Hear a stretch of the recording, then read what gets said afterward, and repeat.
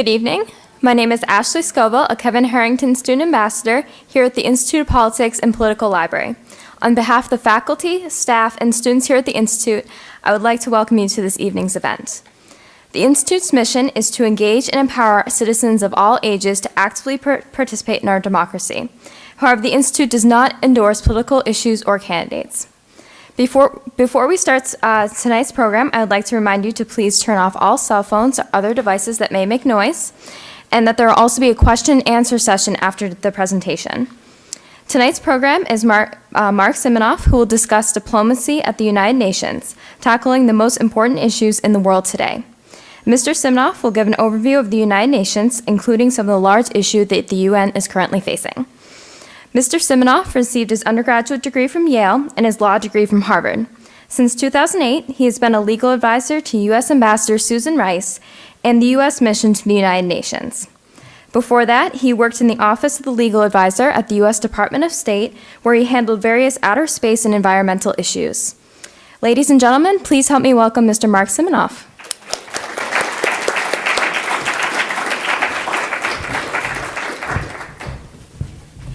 Thank you. Thank you for that kind introduction. I'm honored to be able to participate in the Institute of Politics Distinguished Speakers Series. Of course, every 4 years I've seen St. Anselm and the Institute of Politics in the news as a political forum as the nation's eyes turn towards New Hampshire in the run-up to its primary. I consider myself privileged to be able to address you during a quieter period. I am the legal advisor, as you've heard, to Ambassador Susan Rice, the U.S. Permanent Representative to the United Nations mission to the UN. In that role, I provide legal advice not only to Ambassador Rice, but to all the other ambassadors at the U.S. mission, as well as to all the rest of the mission staff. My legal staff also takes the lead on a wide range of issues at the UN, including various international legal tribunals, such as the Khmer Rouge Tribunal, the Rwanda Tribunal, the Yugoslavia Tribunal, and the International Criminal Court. We also provide legal advice in connection with the U.S. role as the host country to the United Nations. In my talk today, I would like to give you a broad overview of the United Nations and its principal organs, and along the way note some of the specific issues that the UN is currently facing, with an emphasis on international legal issues. Now, out of the ashes and conflagration of World War II, the United States and its allies dedicated themselves to constructing a new world order. The result was the United Nations Charter. The UN's foundational treaty gave life to ideals embodied by the late American President Franklin Delano Roosevelt. As the principal forum for international cooperation, the United Nations has averted wars, saved lives, fought disease and poverty, and protected human rights for almost 7 decades. Upon taking office 4 years ago, President Obama pledged to renew America's leadership at the United Nations, recognizing its essential role in advancing U.S. strategic interests and defending universal values. President Obama has kept that promise, and today, the results of U.S. leadership are clear. The toughest UN sanctions ever against Iran and North Korea, progress towards the goal of a world without nuclear weapons, an unprecedented mandate to save lives in Libya, support the birth of South Sudan, robust protection of democracy in Cote d'Ivoire, vital UN assistance in Afghanistan and Iraq, an historic political transition in Somalia, initial progress in improving the performance of the Human Rights Council, resolute defense of our staunch ally Israel against biased treatment, and reinvigorated global efforts to end conflicts, support democratic transitions, and fight terrorism. What began as a diplomatic meeting place for 51 countries with a small budget for typists and interpreters is now a vast and diverse public organization. The UN system is involved in everything from feeding malnourished children to ensuring sustainable political transitions to preserving World Heritage Sites. According to UN figures, the entire UN system is now a $36 billion enterprise, larger than the individual GDPs of half of its member states. The UN Charter, as a legal matter, is a treaty that was finalized in San Francisco. It set forth the lofty goal of saving succeeding generations from the scourge of war, reaffirming faith in fundamental human rights, in the dignity and worth of the human person, and in the equal rights of men and women of all nations, large and small, as well as establishing conditions under which justice and respect for the obligations arising from treaties and other sources of international law can be maintained, and also to promote human progress. The Charter provides that its purposes include maintaining international peace and security, developing friendly relations among nations, and achieving international cooperation in solving international problems of an economic, social, cultural, and humanitarian character. The Charter also provides a set of principles, including the sovereign equality of all of its member states, that all member states shall settle their international disputes by peaceful means, and that all member states shall refrain from the threat or use of force against the territorial integrity or political independence of any state. The Charter established several principal organs. These include the UN General Assembly, the UN Security Council, the Economic and Social Council, known as ECOSOC, the UN Secretariat, and the International Court of Justice. First, I'll discuss the UN General Assembly. The General Assembly is composed of all of the member states of the United Nations. Currently, with the addition of the new state of the Republic of South Sudan, there are 193 members of the United Nations. I had the privilege of participating in the process that led to South Sudan becoming a UN member state, including approval by the Security Council's Admissions Committee. Yes, the Security Council, like St. Anselm, has its own admissions committee, as well as a birthday party of sorts for South Sudan at the U.S. mission, which included some very lively dancing to the beat of South Sudanese music, and I also participated in that dancing. As a result of decolonization in the 1960s, and then of the dissolution of the Soviet Union in the 1990s, the number of member states increased from its original 51, and every member state has one vote in the UN General Assembly.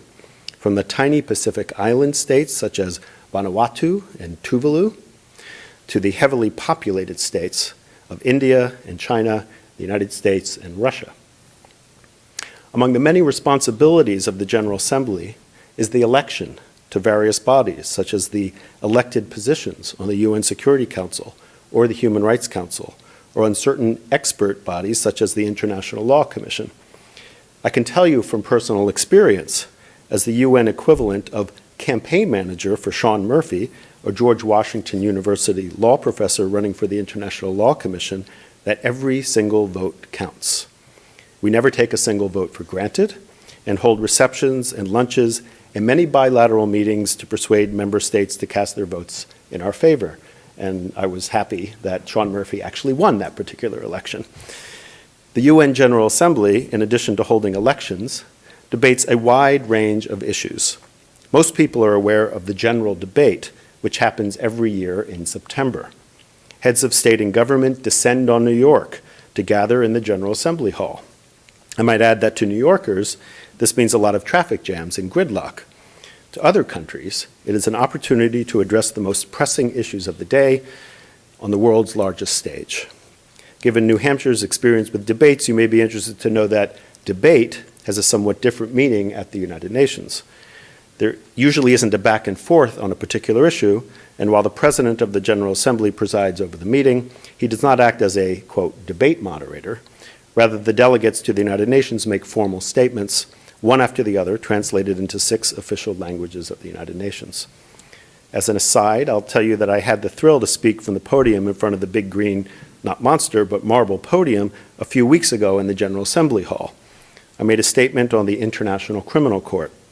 It was an honor to stand there on the same spot where President Obama had spoken, where US presidents and other world leaders had spoken every year, looking out on the vast hall and addressing other UN member states, all 192 other states. This year's general debate happened to begin with a focus on international law. The General Assembly, at a high-level meeting, adopted a declaration on the rule of law, which stressed the importance of the rule of law and good governance at both the national and international levels. Now, after the general debate is concluded, over the following weeks and months, the General Assembly addresses a long list of agenda items, including human rights, terrorism, disarmament, poverty, the environment, international law, and a whole host of other topics. Most of the items are handled in one of the General Assembly's 6 main committees. All 193 countries are represented in each of the main committees. I happen to know a lot about the 6th committee because this is the committee that handles international law. Among other things, I handled the negotiation in the 6th committee of the foundational statutes of 2 new judicial institutions covering internal United Nations staff, the UN Dispute Tribunal, and the UN Appeals Tribunal. Ultimately, the General Assembly adopts resolutions on the multiple agenda items, whether negotiated in one of the 6 committees or directly through the General Assembly plenary session. While General Assembly resolutions are not binding and may not impose legal obligations, they carry a lot of political weight, in particular when they are adopted by consensus. The General Assembly, together with the Security Council, is a voice of the entire international community. And when the international community speaks with one voice, it can carry a powerful message throughout the world. The General Assembly has established several subsidiary bodies. One such body is the Human Rights Council, the successor to the Human Rights Commission. It is based in Geneva and is composed of 47 UN member states. 4 years ago, the Obama administration took the decision that the U.S. could improve the works of the Human Rights Council by working within it rather than staying on the outside. The Obama administration made that decision in 2009 to seek a seat on the Human Rights Council because the U.S. believes that we must be at the forefront of speaking out against human rights abuses and speaking up in favor of those who are suffering and living under the grip of the world's cruelest regimes. On November 12th, the United States was overwhelmingly elected to a 2nd term on the Human Rights Council. That was another important November election for us this year. I'll briefly mention 2 other bodies, among many, created by the UN General Assembly that I have personal experience with. One is the Committee on the Peaceful Uses of Outer Space, or COPUOS, which meets in Vienna, Austria.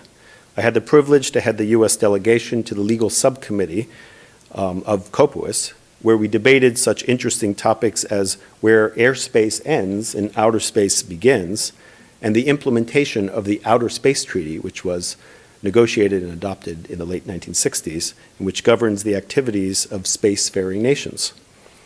Another body is the UN Environment Program based in Nairobi, Kenya. I previously served as the legal advisor to the U.S. delegation to annual meetings of UNEP's Governing Council, where delegations from around the world debated the most effective ways to protect the environment. I'll now turn to the UN Security Council, one of the principal organs of the United Nations. The Security Council has the primary responsibility for the maintenance of international peace and security.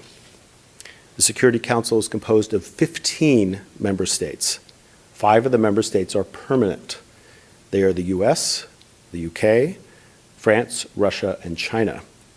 The other 10 members are elected for 2-year rotational terms and are elected on a staggered basis. The 5 permanent members have the power to veto substantive resolutions. Security Council resolutions can be binding and thus can impose legal obligations on particular member states or on all member states. Security Council resolutions can even authorize the use of force, as happened last year in the establishment of the no-fly zone in Libya and the authorization to use military force to protect Libya's citizens. I had the privilege, I might add, to participate in the drafting and the negotiation of the Libya resolution.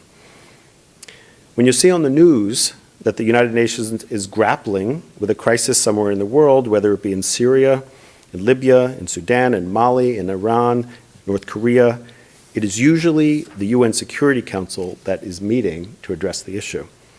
The eyes of the world usually turn to the Security Council when there is an international crisis in the world today. The UN Charter provides that any member state of the United Nations may bring any dispute to the attention of the Security Council. The Security Council frequently receives letters from member states regarding the actions of other member states. Less frequently, the Council receives requests that the Council hold a formal meeting to discuss an international dispute or situation.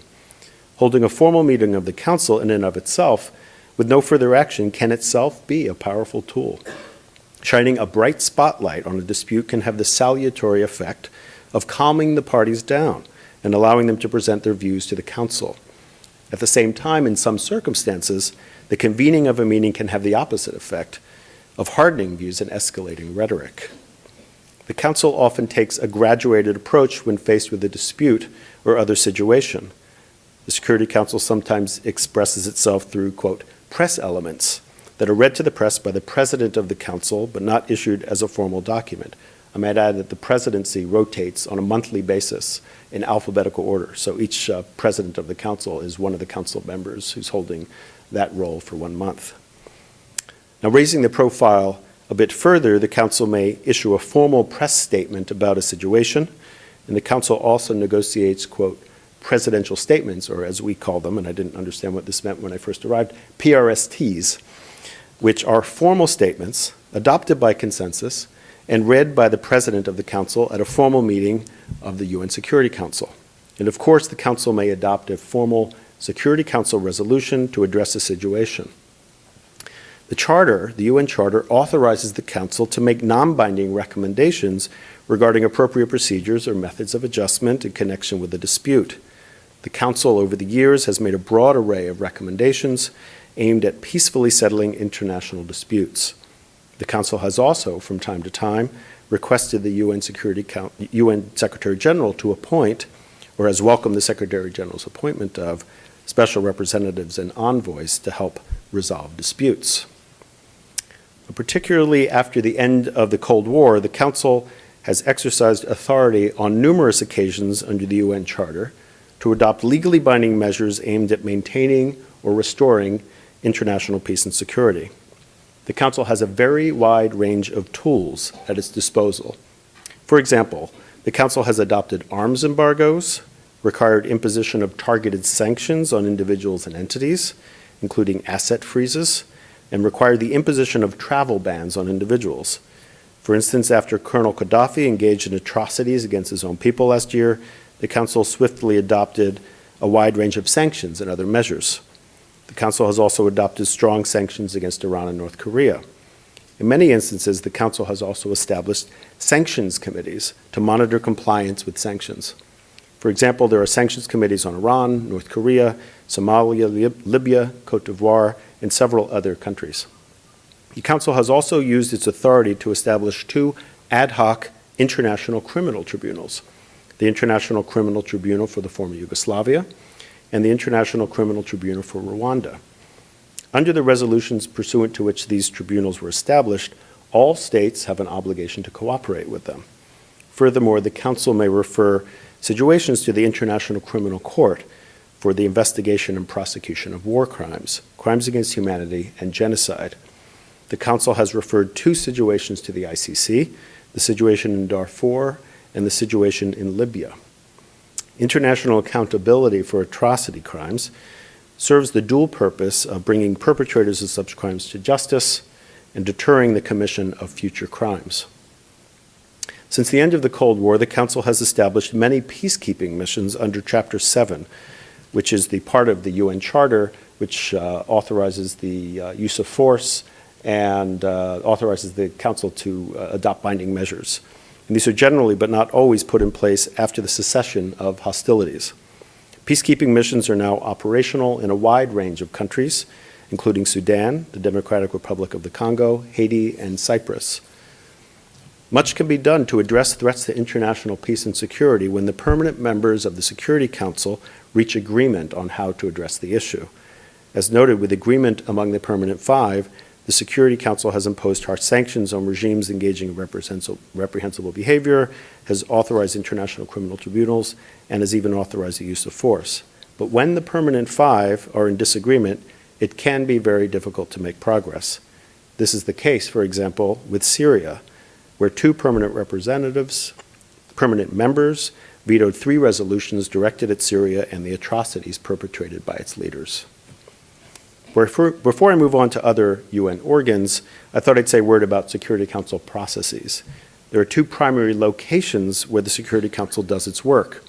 One is the big formal Security Council chamber, and the other is the Security Council consultations room. In the big chamber, the 15 representatives of the Security Council sit at a large round horseshoe of a table with cameras rolling and other members of the UN sitting in attendance. This is where the Council engages in formal debates, and where the Council formally adopts resolutions, always by raising of the right hand to indicate the vote. Then there is the consultation room, a small side room, restricted exclusively to Security Council members and the UN Secretariat, and closed to the press and other UN member states. This is where informal discussions of issues of the day take place, and where Security Council ambassadors sometimes negotiate Security Council resolutions. Usually the resolutions are negotiated by experts, lower-level diplomats in the missions, but sometimes for the most politically challenging resolutions, the ambassadors take the microphones and negotiate the resolutions themselves.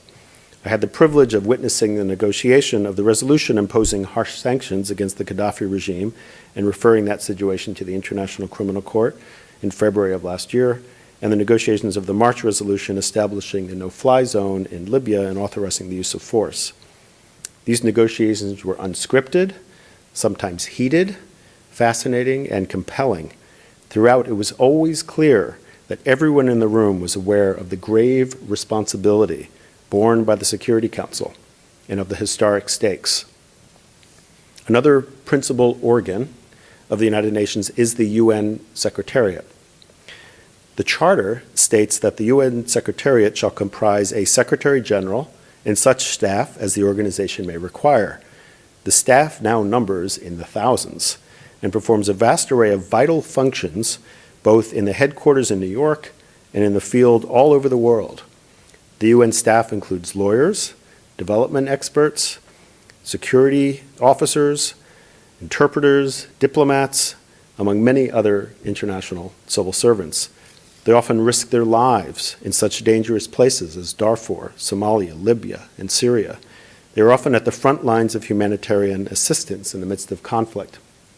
To illustrate just a few examples of the vital work of the UN Secretariat, the UN's Department of Political Affairs has supervised and observed plebiscites, referenda, and elections worldwide, and increasingly focuses its electoral efforts on providing technical assistance to help member states build credible and sustainable national electoral systems. The UN's Office for the Coordination of Humanitarian Affairs seeks to ensure a coherent international response to emergencies, whether it be a natural catastrophe, such as an earthquake in Haiti or a tsunami in Thailand, or a man-made emergency, such as armed conflict in the Democratic Republic of Congo. The aim is to assist people when they most need relief or protection. The UN's Office of the High Commissioner for Human Rights conducts fact-finding missions and commissions of inquiry that investigate serious allegations of human rights abuses. And the UN's Office of Legal Affairs, an office which is near and dear to my heart, in addition to providing legal advice and representative to the Secretary General, works on a broad range of international legal issues from war crimes tribunals to treaty law. There is sometimes confusion between the United Nations Secretariat and the United Nations political bodies in the public's eye, such as the General Assembly and Security Council. The Secretariat operates pursuant to the mandates of the political organs. So when, for example, it is said that the United Nations could not agree to take action in Syria, this means that the United Nations Security Council was unable to reach an agreement to mandate or authorize certain actions. It does not mean that the Secretary General did not see a need for action. Last year, the United States was pleased that Secretary General Ban Ki-moon was appointed to a second term.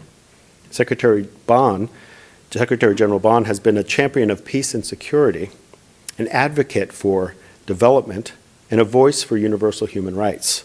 He has spoken out with compassion for Haiti, for democracy in Côte d'Ivoire, and for the responsibility to protect in Libya. He has urged all of us to confront our common challenges on climate change, and he has encouraged us to promote truly sustainable development that expands the circle of prosperity. And he has insisted on recognizing that lesbian, gay, bisexual, and transgender rights are simply human rights. I now turn to say a brief word about the Economic and Social Council, or ECOSOC. This body, also established by the UN Charter, is charged with studying international economic, social, cultural, educational, health, and related matters. It consists of 54 members of the UN, and it does not have authority to adopt binding resolutions, and no member has a veto. There are several standing functional commissions, such as the Commission on Sustainable Development and the Commission on the Status of Women that report to ECOSOC. Now I'll say a few words about UN judicial bodies. The International Court of Justice is the principal judicial organ of the United Nations. Its judges are elected by the Security Council and the General Assembly during simultaneous elections.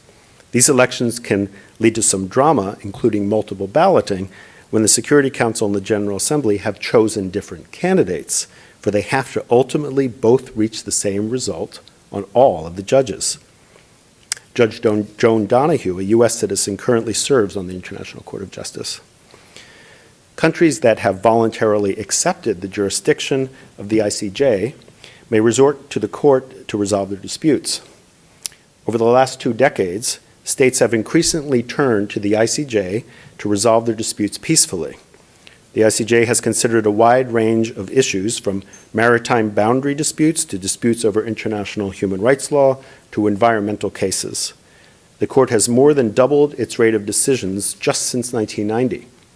This increasing caseload demonstrates the appreciation that states and the international community more broadly have for the value of the court's work. The ICJ also may issue advisory opinions at the request of the UN General Assembly or the UN Security Council. However, most of its caseload consists of bilateral disputes. I now turn to another court, the International Criminal Court, or the ICC. Unlike the ICJ, which is a civil court which hears disputes between countries, the ICC is a criminal court which investigates, prosecutes, and tries cases against individual perpetrators. It is not actually part of the United Nations and is not an organ of the UN. The ICC was established by a treaty called the Rome Statute, which was concluded in 1997. Under the Obama administration, the U.S. position with respect to the ICC has evolved. Although the United States is not a party to the Rome Statute, we recognize that the ICC can be an important tool for accountability. We have actively engaged with the ICC prosecutor and registrar to consider how we can support specific prosecutions already underway, and we've responded positively to informal requests for assistance. We will continue working with the ICC to identify practical ways to cooperate, particularly in areas such as information sharing and witness protection, on a case-by-case basis as consistent with U.S. policy and law. Particularly as the ad hoc courts and tribunals, such as the ICTY and the ICTR, Rwanda and Yugoslavia courts, draw to a close in the coming years, the ICC can become an even more important safeguard against impunity. So last year, the United States voted in favor of the Security Council resolution referring the situation in Libya to the International Criminal Court. And for the past 2 years, the United States has joined consensus on the annual General Assembly resolution on the International Criminal Court. Furthermore, when the United States used to not attend meetings of the Assembly of States Parties of the International Criminal Court, the United States now attends these annual meetings and also sent a large delegation to the ICC Review Conference in 2010 in Kampala, Uganda, and I had the good fortune to be a member of that delegation. Before I conclude, I would like to turn to 2 treaties that the Obama administration has prioritized for Senate advice and consent: the Law of the Sea Convention and the Disabilities Convention. Harold Koh, the State Department's legal advisor, has recently explained why it is important for the U.S. to become party to these 2 multilateral treaties. The 1982 Law of the Sea Convention has long enjoyed substantial bipartisan support and was also supported by the Bush administration. Some critics have alleged that joining it would sacrifice our national sovereignty. In fact, the opposite is true. Joining the convention would enhance our sovereignty. It would secure for the United States sovereign rights over vast areas and resources, including vast continental shelf areas extending off our coasts and into the Arctic, at least 600 miles off of Alaska. It would give U.S. companies the legal certainty they need to make expensive investments and create American jobs. It would enhance our national security by guaranteeing our military the freedom of navigation principles enshrined in the Convention on the Law of the Sea.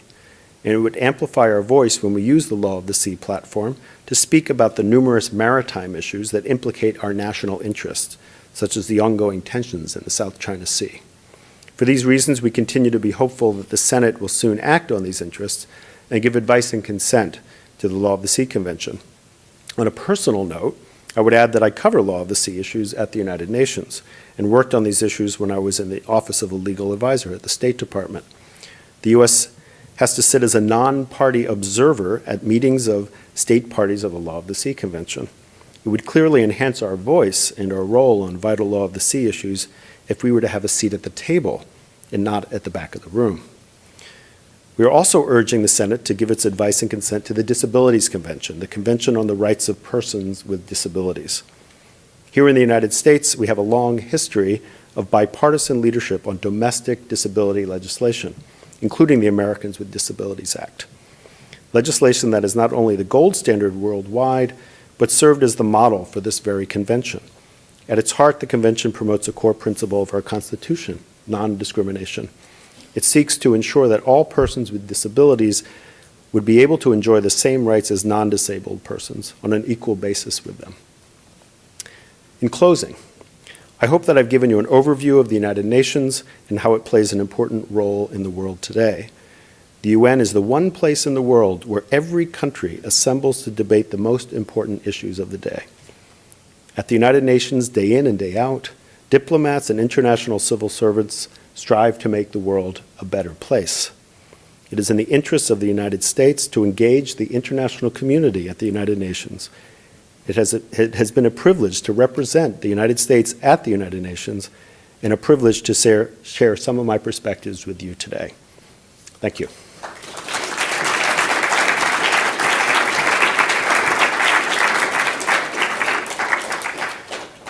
And now I'd like to take some questions. I want to preface it by saying that there are some issues which I hope you understand I won't be able to comment on. And there are some issues where I won't necessarily have the answer. So I'll make that clear after you ask your question. But I hope that we have a interesting Q&A session. Yes, please. Well, welcome to New Hampshire. And it was very curious you didn't mention some of the war criminals like the United States and Israel. Do you have any comment on that? Well, I don't think there are war criminals in the United States and Israel. Well, there's a big drone bomb campaign that's dropping drone bombs in Pakistan. I might be speaking out of turn because people like Bradley Manning are in prison now. Well, I would say that our drone program is entirely in compliance with international law and international legal obligations. Okay, Susan Rice has been under attack for a role as administration spokesperson about the Benghazi attack. But why isn't anyone asking why the United States was involved in the Libyan war at all? Congress never declared this war. And in fact, on June 13, 2011, Congress voted to prohibit the use of funds for American military operations in Libya by a vote of 248 to 163. The amendment was introduced by Democratic Representative Brad Sherman from California and invoked the War Powers Resolution, a 1973 law that limits presidential powers on sending troops abroad into combat zone without the consent of Congress. According to the War Powers Resolution, the president must seek congressional authorization to send U.S. troops into combat and must withdraw American forces within 60 days if Congress has not authorized military action. Now it is true that the Congress eventually caved in and didn't cut off funding for the Libyan operation. But is that how we want wars to start?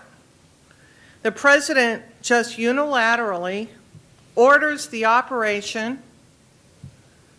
Congress says no, and then the wars go on anyway.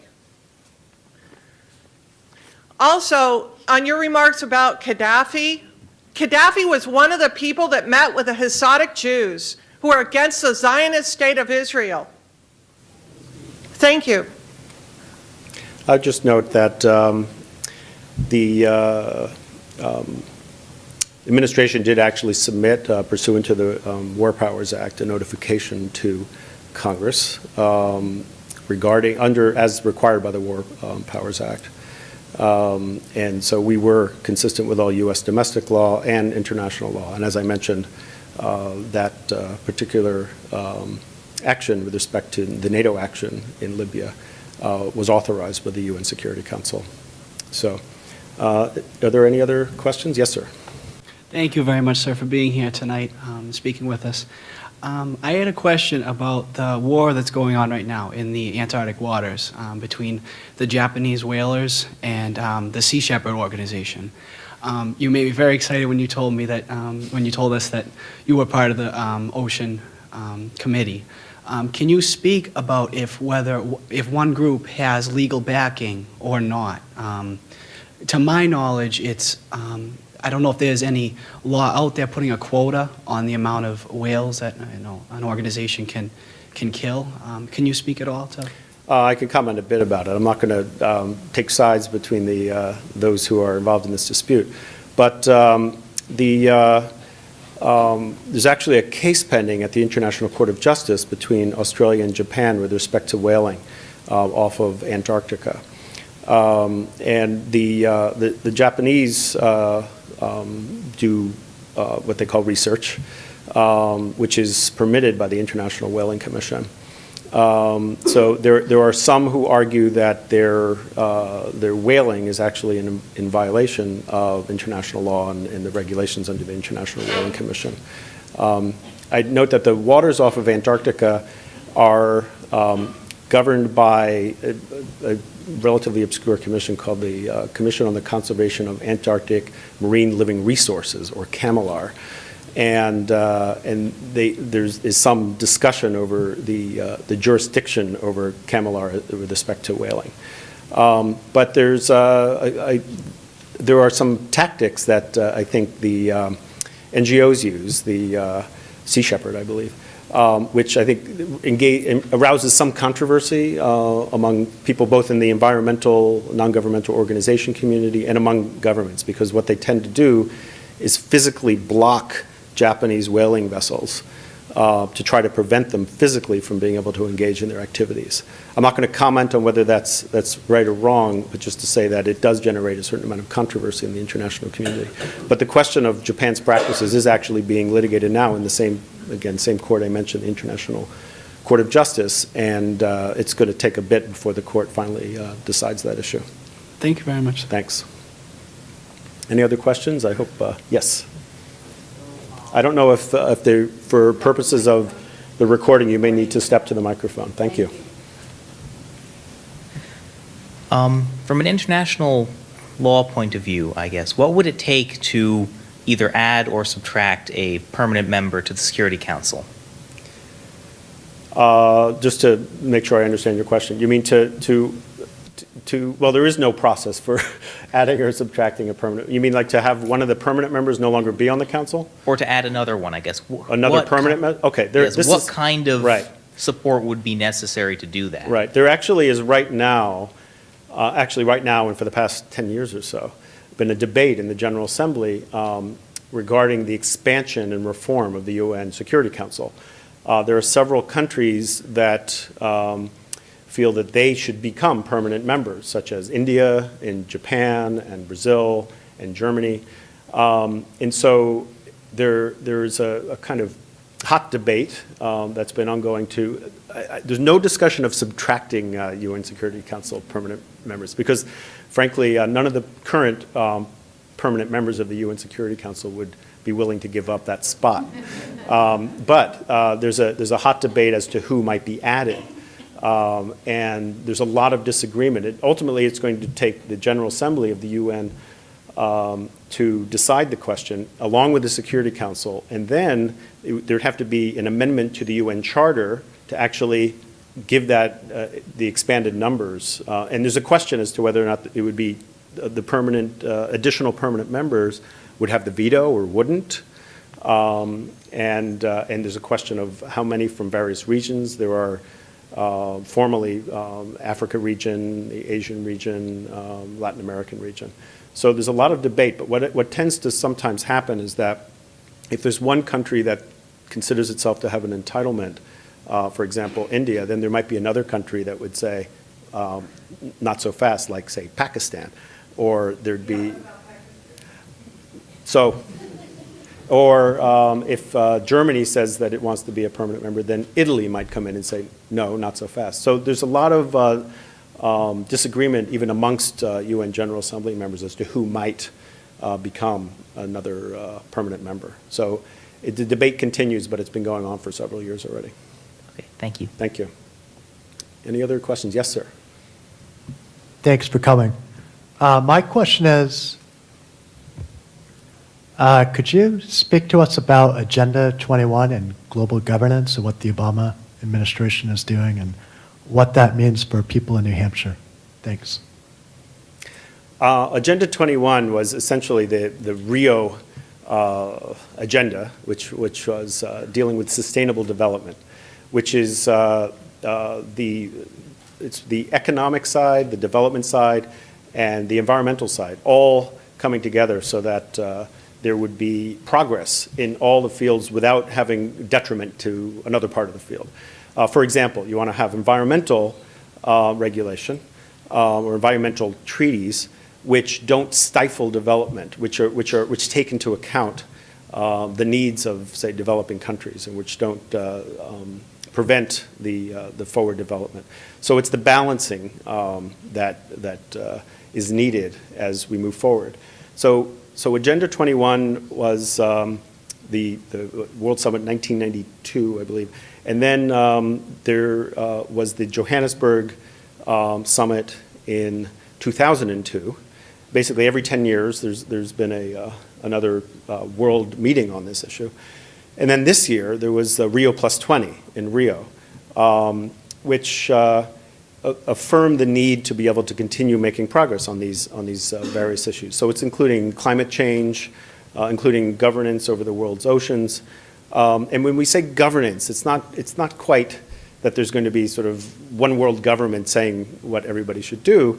It's more a question of looking at either non-binding political commitments of what countries are going to do to try to make progress in these areas, and the potential for negotiating additional treaties, like a follow-on to the Kyoto Protocol on climate. Now, it affects New Hampshire, and it affects this country, I think, in a number of ways. But it's part of it is because all the global environment, climate, for example, the greenhouse gases, the Montreal Protocol, which is chlorofluorocarbons, which was one of the conventions, one of the treaties that came out several years ago. What we do here in New Hampshire, what we do in New York, where I am, what people do in Beijing, in Shanghai, has an effect on all of us because there are global effects of actions. So the challenge is to act in a way, both as nations and individuals and companies, that doesn't create too detrimental an impact, but also in a way which doesn't stifle both creativity, innovation, and progress on the development front. So it's in, like, for example, we wouldn't want to. There's no one telling us that we can't, say, chop down our forests. That's our own individual sovereign decision, either on a state level or federal. But it's the notion of trying to promote good environmental governance on a national level and international level.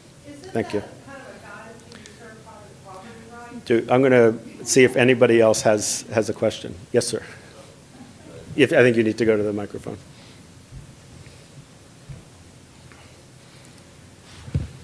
Is the United Nations have any ability beyond symbolic gestures for a country like North Korea? They seem to feel that they're immune from international sanctions and disapproval, and I wondered if there was an informal consensus within the United Nations, and also if there was a consensus, would they in fact be able to do anything that would be meaningful? Yeah, well, I would say that under this administration, there were actually very, very strict sanctions that were imposed by the UN Security Council on North Korea. Restrictions on doing business with North Korea in many respects. And so the Council has actually adopted more than symbolic, actually binding sanctions with respect to transactions with North Korea. So, my understanding is that compliance is pretty strong.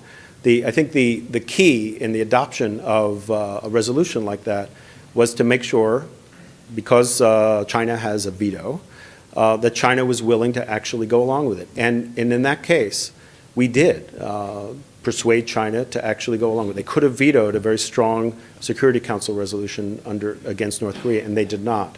So the tool of the Security Council and the key is that we actually are able to get P5 consensus to go forward, either consensus or an abstention, which means not vetoing but not voting yes. So I do think that there are more than symbolic actions that can be taken and that have been taken. Good.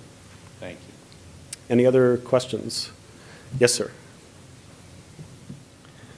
This is a rather broad question, but when you look at the UN, you have 193 members of the UN.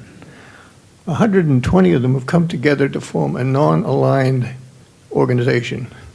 If you remember back in the Cold War, non-alignment was really meant we're against the major companies and countries, and we're going to apply the voting capability of 120 people in the General Assembly.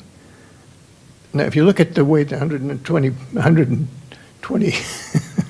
people, 120 countries are gathered together, and you look at the other side of it that they're aligned against, if you look at the population of these countries, and you started out that way, the small islands in the Pacific and India, the number of votes, one with each country, doesn't really give a fair opportunity for the major countries. And this is what we're contending with. We're asked to put together the future of our country and our people and our freedom in the hands of an organization like this, which you talked about sanctions. Sanctions are a toothless tiger in most cases. We pass sanctions, we sign a piece of paper, we feel good, and Iraq, North Korea, and the others just go off and do what they want to do. What have we accomplished? Well, I would I give a couple of responses to that. First of all, it's very interesting that there is this grouping, which persists even after the end of the Cold War.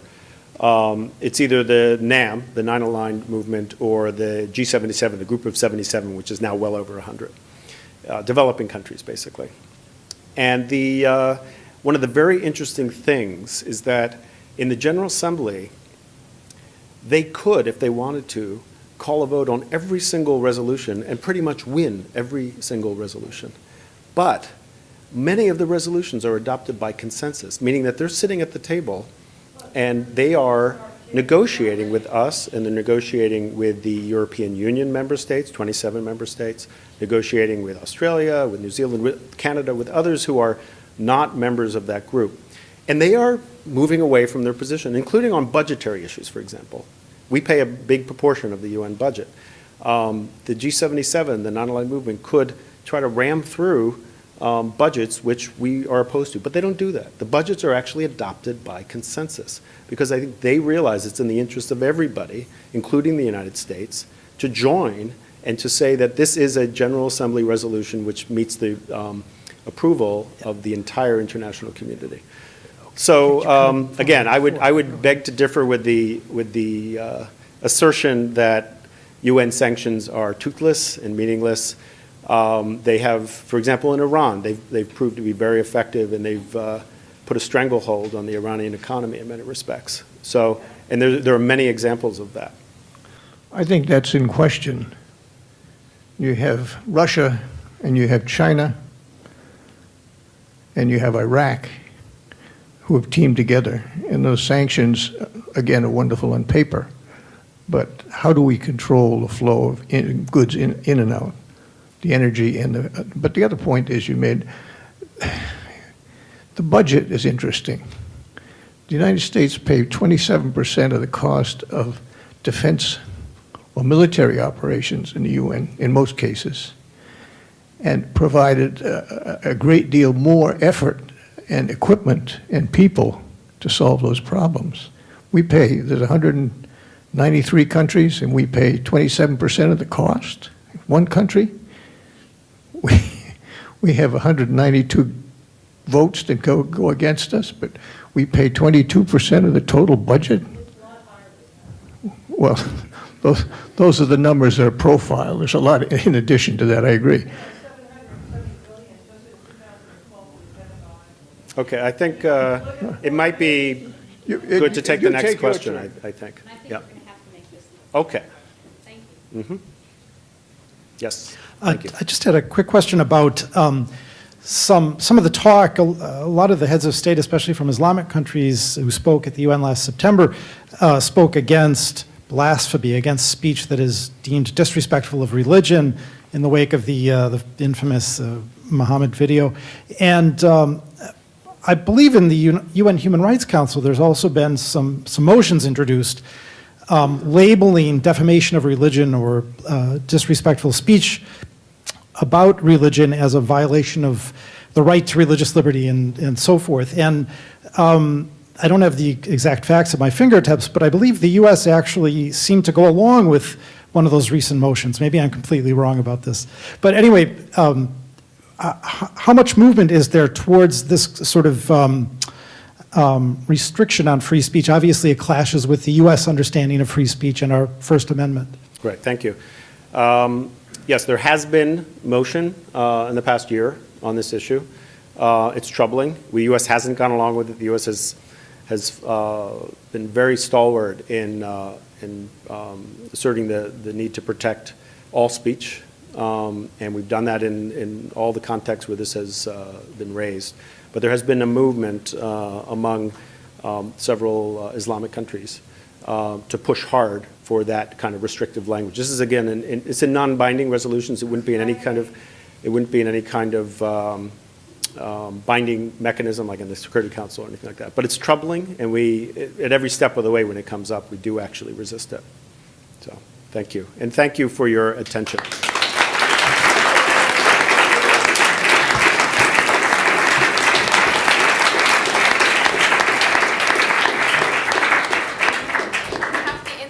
We'd like to present you with this gift. Thank you very much. Thank you.